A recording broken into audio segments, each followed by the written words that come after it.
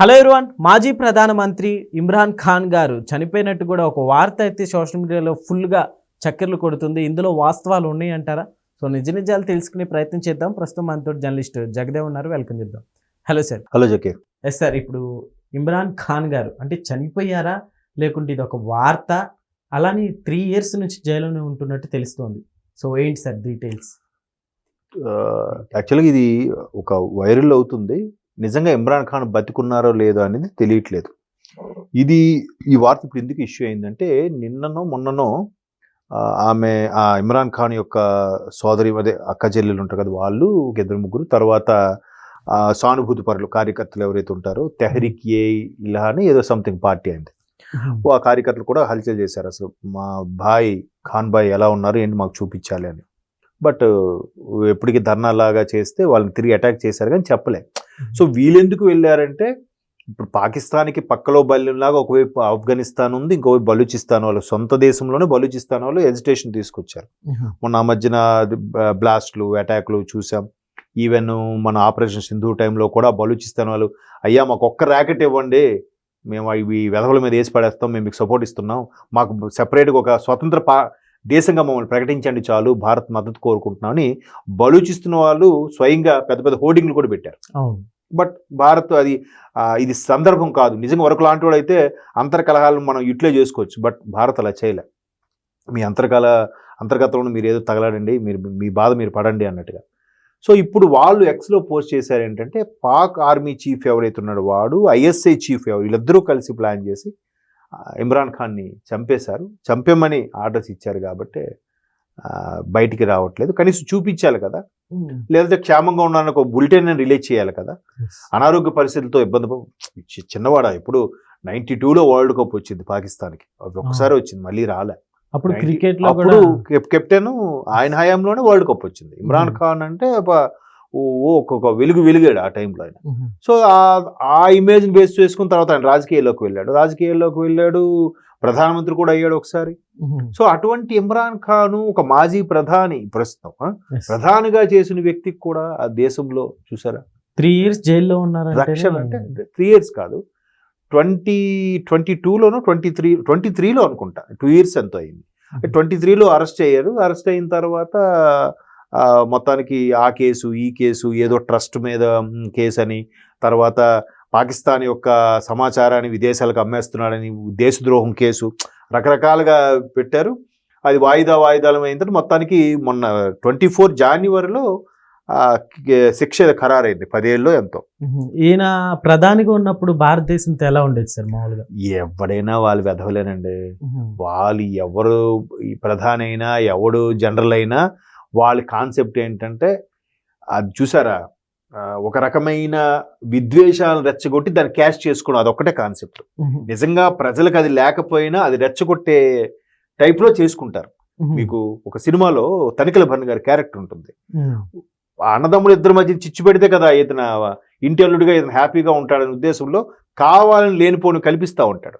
అలాగా ఈ అధికారులందరూ కూడా వాళ్ళు ఒక అధికార దర్పము, అక్కడున్న డబ్బుని బడ్జెట్ని శాలరీస్గా వాడుకొని రియల్ ఎస్టేట్ బిజినెస్లు చేసుకొని వాళ్ళు మళ్ళీ దర్జాగా ఏ లండన్లో ఒక ఫ్లాట్ కొనుక్కుంటాడో, అమెరికాలో కొనుక్కుంటాడు, వాళ్ళ పిల్లల్ని అక్కడ చదివిస్తూ ఉంటాడు, ఏ దుబాయ్లోనో లండన్లోనో. వీడొక్కడే ఇక్కడ ఉంటాడు సిటిజన్షిప్తో. సో ఈ విధంగా అలా చేస్తేనే కదా ఈ అమాయక గొర్రెలందరూ ఫాలో అయిపోతుంటారు. సో అలాగా ప్రతి ఒక్కరు కూడా వాళ్ళకి అత్యంతగా ఫాలోయింగ్ రావాలంటే ఇండియాని తిట్టాలి, భారత్ని ఏదోటి అనాలి, భారత్ని విమర్శించండి. ఇది ఒక్కటే కాన్సెప్ట్. మీరు అది క్రికెటర్ అవనివ్వండి, సెలబ్రిటీ అవనివ్వండి, ఆఖరికి పొలిటీషియన్ ఎవడైనా సరే. చూడండి, మొన్న పాకిస్తాన్లో ఒక్క మ్యాచ్ గెలవలేదు వెధవలు, మళ్ళీ పైపెచ్చు ఇలాగని మనల్ని రెచ్చగొట్టడం. లాభం ఏమొచ్చింది? ఒక్క మ్యాచ్ అని గెలిచారా? మనం కదా ఫైనల్గా జెండా ఎగరేసింది కదా. అది వాళ్ళ రేంజ్.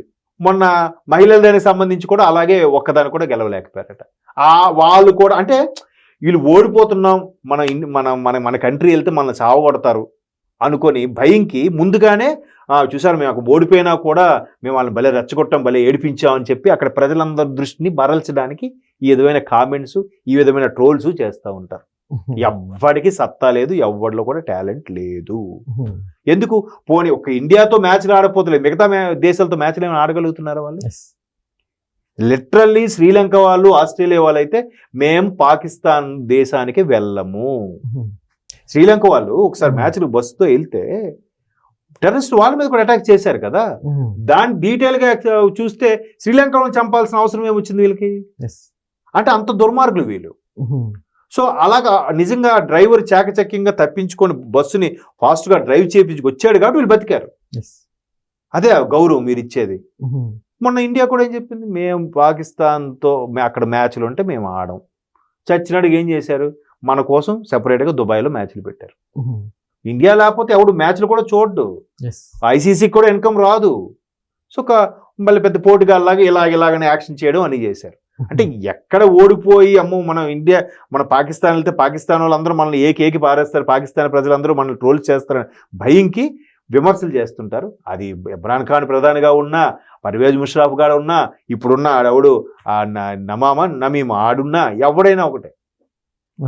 సో వాళ్ళ నేచరే అంత, ఎంతసేపు భారత్ మీద విమర్శిస్తూ పబ్బం గడుపుకోవడమే. సార్ ఇప్పుడు ఇమ్రాన్ ఖాన్ని అంటే అధికారులు ఉన్న వ్యక్తిని ఇలా చంపడానికి అంటే చంపేంత అంత కోపం ఎవరికి ఉంటుంది అంటారు? రాజకీయాలండి, రాజకీయాలు అంటారు. అప్పట్లో నేను చిన్నప్పుడు చదువుకున్న జనరల్ పర్వేజ్ ముషర్రాఫ్ అని ఉండేవాడు. ఆయన మొత్తం ఆర్మీ మొత్తటికి కాకుండా త్రివిధ దళాలకి వాడే చీఫ్ అనమాట. జనరల్ గా మనకి ఎలా ఉంటుందంటే ఆర్మీకి ఒక చీఫ్, నేవీకి ఒక చీఫ్, ఎయిర్ ఫోర్స్ కి ఒక చీఫ్ ఉంటారు. రీసెంట్ గా బీజేపీ ప్రభుత్వం వచ్చిన తర్వాత రెండోసారి ప్రభుత్వం వచ్చాక త్రివిధ దళాలకు కూడా అధిపతి రాష్ట్రపతిగానే ఉండేవారు మన దగ్గర, మన రాజ్యాంగం ప్రకారం. బట్ ఆ త్రివిధ దళాల మీదకి ఒక అధికారిని పెట్టడం జరిగింది జస్ట్ పర్యవేక్షణ కోసం. సో ఆయన లాస్ట్ టైం ఆయన పేరు కూడా మర్చిపోయాను, బెంగళూరు దగ్గర హెలికాప్టర్ ద్వారా మరణించారు. బెంగళూరు నుంచి కోయంబత్తూరు సంథింగ్ మధురై వెళ్తున్నప్పుడు హెలికాప్టర్లో మరణించారు. సో వాళ్ళకి అలా ఉండదు, అక్కడ ఎవరైతే జనరల్గా ఉంటాడో వాడే నేవల్కి, ఆర్మీకి, మిలిటరీకి కూడా చీఫ్గా ఉంటాడు. వాడు ఏం చేశాడు, వాడిని ఎక్కడ జనరల్ పదవి నుంచి తప్పిస్తారని చెప్పి మిలిటరీని అంతా ఉపయోగించి అప్పుడు ఉండే బుట్టో ఫాదర్ ఎవరో ఉంటారు, బెంజర్ బుట్టో సంథింగ్, ఆవిడ్ని కూడా అరెస్ట్ చేయించాడు. ఆవిడ గదిలోంచి పదవిలోంచి దించేశాడు, మొత్తం సైనిక అధికారం పెట్టేశాడు, వీడే మొత్తం చీఫ్లా మారిపోయాడు. ఇట్లా అంటే వాళ్ళు ఏంటంటే ఫీలింగ్స్ అట్లాంటివి ఏమి ఉండవు వాళ్ళకి. అందుకే వాళ్ళు బతుకు అన్ని ప్రపంచ దేశాలు ముందుకెళ్తుంటే వాళ్ళు ఎందుకు దిగజారిపోతున్నారు? గుప్పెడు ఎవడో కవి చాలా అద్భుతంగా రాశాడు ఆయన, గుప్పెడు గోధుమ పిండి కోసం కటకటలాడుతున్నారు ఇప్పటికీ. ఎందుకు వీళ్ళు వెధవ పౌరుషాలు, తొడగొట్టడాలు, మీసం మేలేయడాలు? నీకు 3 పూట్ల కడుపు నిండా తిండి ఉంటే అప్పుడు నువ్వు కయ్యాన్ని కాలు దువ్వు, తొడకొట్టు, మీసం మేలేయి. రోజుకు ఒక పూట తినడమే గగనమైపోతున్న నీ దేశంలో నీ దేశ ప్రజలకి ఈ పౌరుషాలు ఎందుకు, ఓవర్ యాక్షన్లు ఎందుకు? చూడండి, ప్రధానిగా చేసిన వ్యక్తి మీద లేనిపోయిన ఆరోపణలు వేసేసి ఒక ఆర్మీ చీఫ్, ఒక ఐఎస్ఐ చీఫ్ కలిసి కుట్ర పన్ని లోపల వేసేసి ఉంటారని ఒక అనుమానం. ఇది ఎందుకు అనుమానం అంటే బలూచిస్తాన్ యొక్క ఇంటెలిజెన్స్ ఏదైతే ఉందో దాన్ని ఎక్స్లో పోస్ట్ చేసిందంట. మాజీ ప్రధానికి పట్టిన గతి ఇది, ఆయన ఇప్పటికే లేపేశారు అని. అంటే 23 ఎప్పుడు అరెస్ట్ అయ్యాడు, మధ్యలో వాయిదాలు అవి అయినా జనవరి 20, 2024 అంటే సరిగ్గా 1.5 year అయింది ఆయన జైలుకి వెళ్ళి. ఈలోగా ఆయన ఆచూకీ లేదంట, ఇప్పుడు ములాఖాత్ ఉంటుంది కలవడం, అవి ఏమి లేవంట. సో బలూచిస్తాన్ డిక్లేర్ చేసింది కాబట్టి ఇక పాక్ ఆర్మీ ఎక్కడ డిక్లేర్ చేయలేదు, పాక్ ప్రభుత్వం డిక్లేర్ చేయలేదు. మేబీ చంపేసి ఉండొచ్చు. అంటే వాళ్ళకి అటువంటి మానవతా విలువలు అని చెప్తున్నారు కదా. మొన్న పెహల్గాంలో ఏం జరిగింది, మరీ బట్టలు కూడా తీసి మరీ మర్మావయాలు షూట్ అంత పైశాచికంగా బిహేవ్ చేసే క్రూరమైన నికృష్టులు వాళ్ళు. కాబట్టి అదంతే. Okay sir, thank you.